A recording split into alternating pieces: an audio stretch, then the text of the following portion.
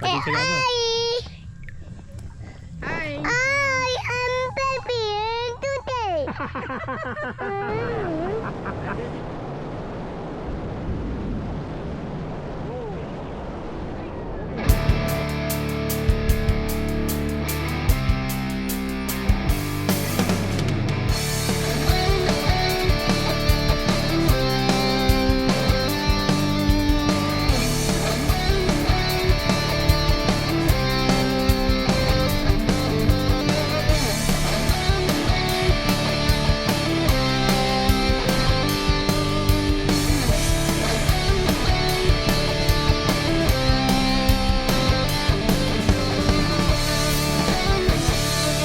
Assalamualaikum, saya Zulfian Zabidi daripada ZZ Travel Channel. Okey, kali ni kita nak share dengan korang pasal satu tapak campsite ni, Beting Rim Bayu dekat Kuala Kubu Baru.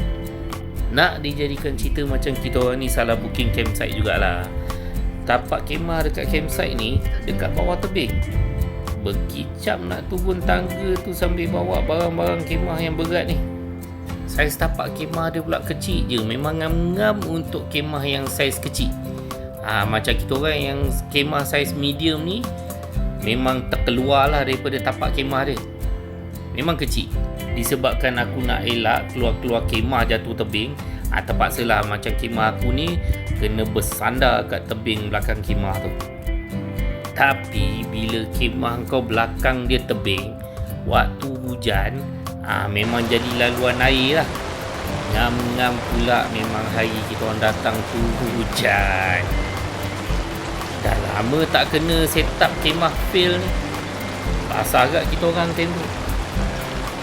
Hujan pula selebat-lebatnya hujan. Kemah kita orang pula betul-betul bawah dah jadi laluan air. Macam ni lah jadi dia.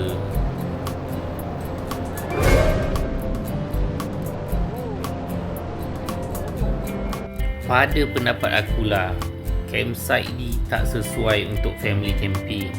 Sebab bila korang bawa family, korang bawa kemah besar, korang bawa banyak barang, masak-masak untuk family.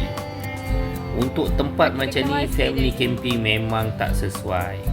Tetapi jangan salah faham, campsite ni dia macam camp jati diri tau sebenarnya. Untuk orang buat event, untuk office buat team bonding.